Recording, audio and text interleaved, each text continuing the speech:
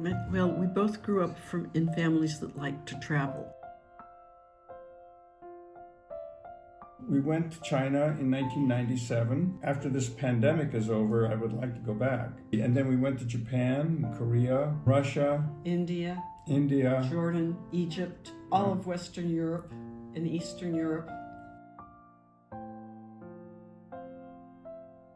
I mean, when I was young, I was really nervous about my behavior. But people are so nice when you say, tell me about yourself or your country. They like talking about it, and I like hearing it.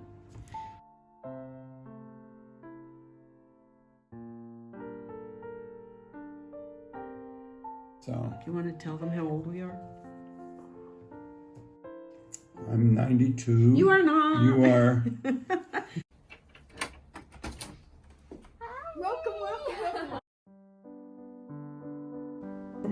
这两位可爱的老顽童是 Tom and Steffi， 他们是斯坦福国际交流中心的英语老师，也是我的好朋友。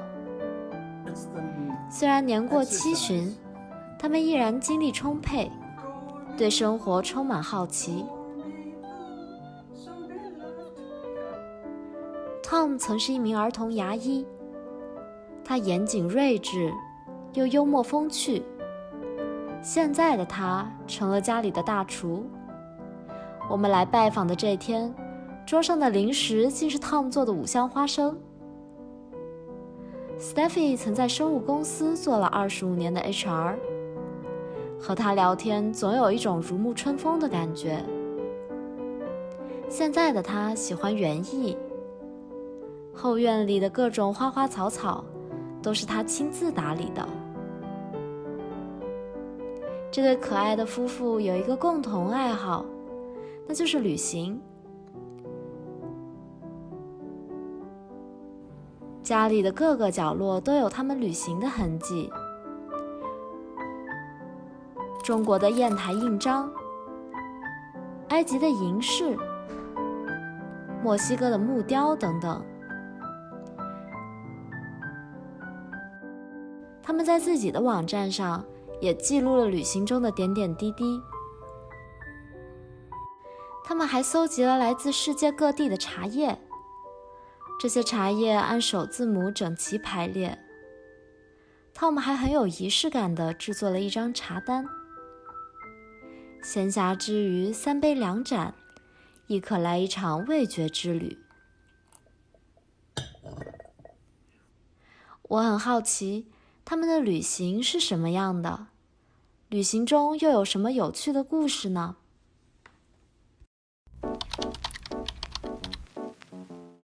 Well, we both grew up in families that liked to travel. And certainly my family was interested in other countries, other cultures and languages. And, you know, when we got married, our children were already grown-ups. So we were not busy raising children. We weren't busy with our professions. We were in the position that we could afford to travel and that we had the free time to travel, and we did not have responsibilities. So we took advantage of that and we liked to travel with each other. We read about a country before we go. We read about the culture, the history, the food, the languages, the food. We actually can remember each country by what we ate. I'm exaggerating, but there's some truth to that. There's some truth to that. When we travel, one thing I like to do, or we both like to do, is to walk inside of a grocery store, a local grocery store, and look at the shelves. And outdoor markets. And outdoor markets. And you see what are people buying.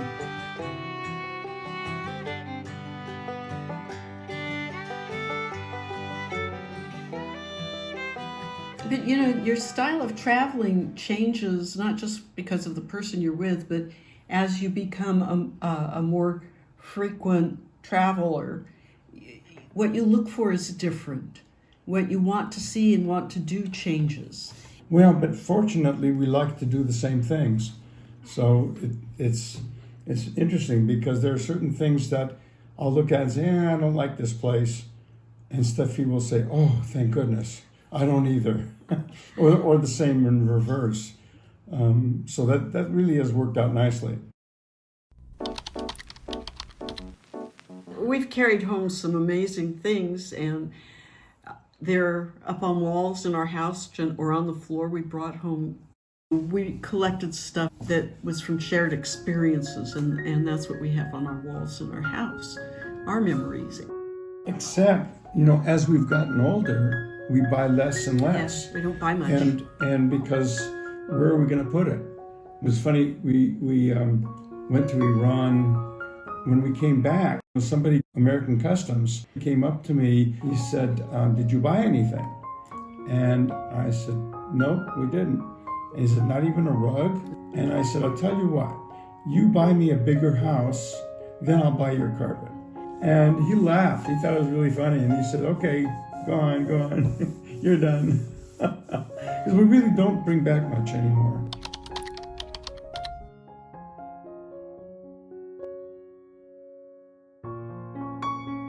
Sign language.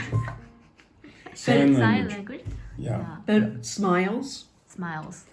Well, But before we go, though, we do try to learn the basic, how to say hello, good morning, my name is, where's the bathroom? That's really important. how much does it cost? How much does it cost, And I think that goes a long way, because when you approach somebody and you immediately start speaking in English, and especially you raise your voice and say, do you know where, and a lot of Americans were doing this, and And the British. the Brits, yeah, same thing. The assumption that they would understand what you're saying, particularly if you say it loud enough.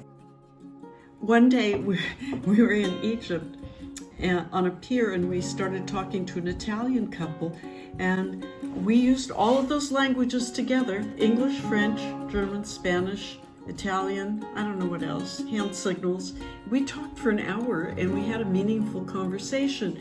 So if you really want to communicate and you're not worried about your image and you're willing to smile and enjoy it, it's really a wonderful, wonderful experience. Generally, we found people were very friendly, but I think a lot of that has to do with our making an attempt to communicate in their language. And then they're willing to help us. We went to China in 1997. And I had only gone to Western countries.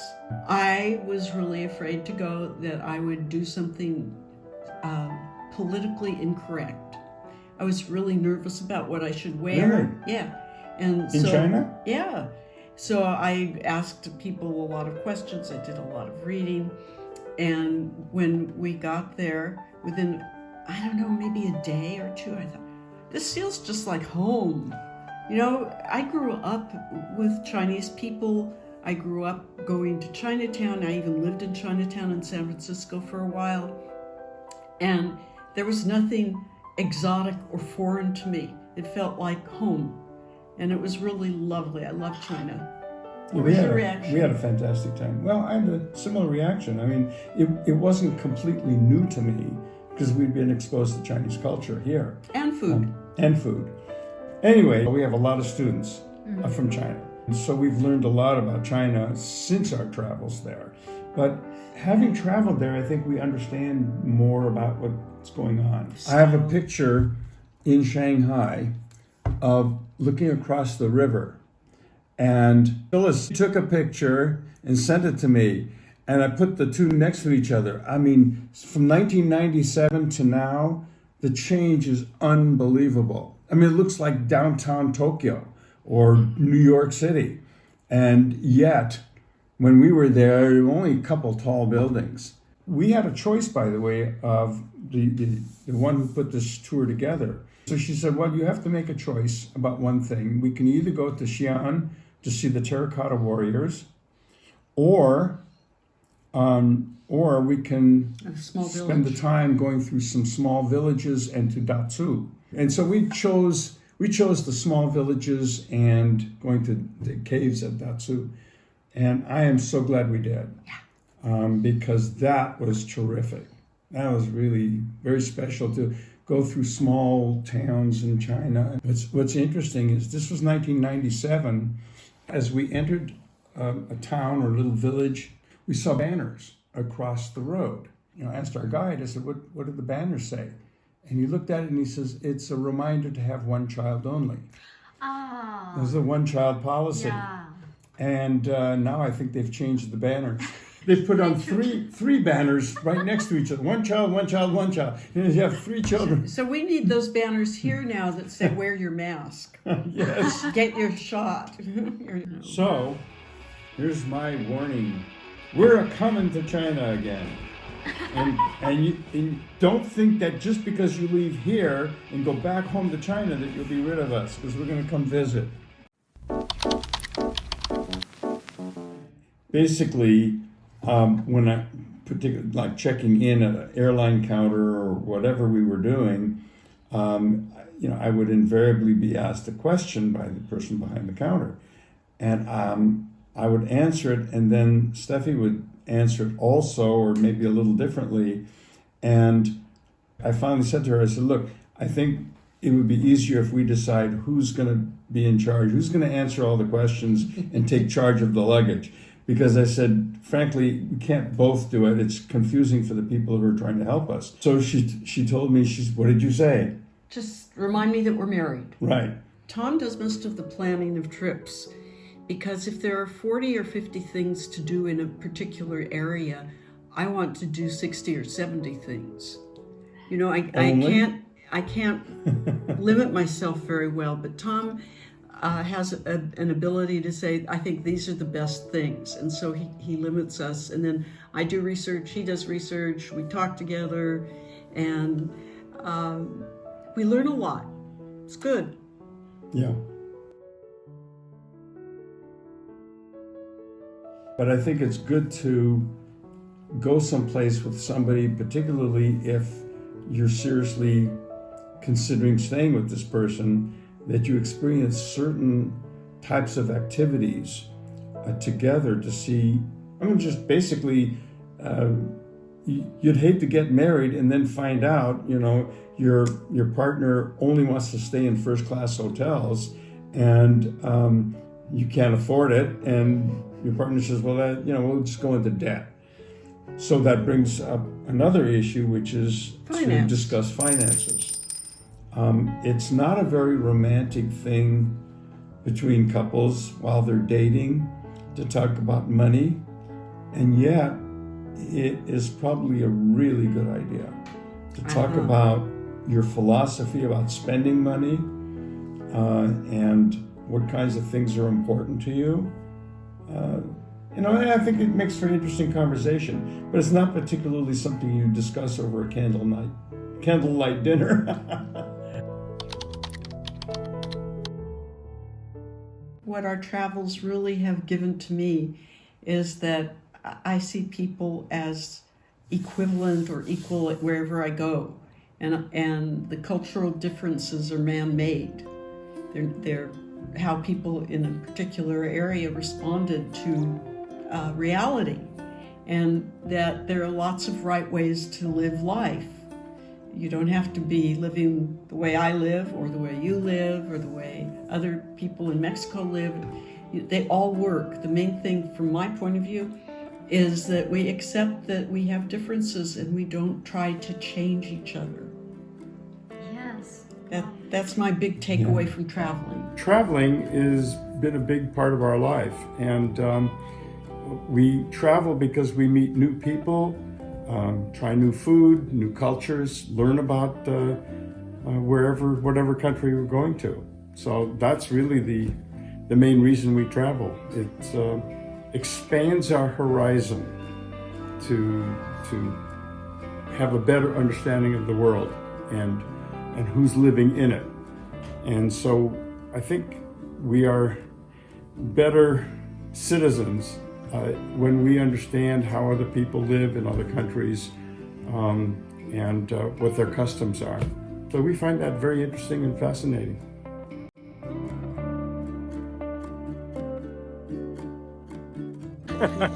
want a really special picture? Here, so put your right hand up. Make our heart. Bye-bye. 再见。 再见. Thank you.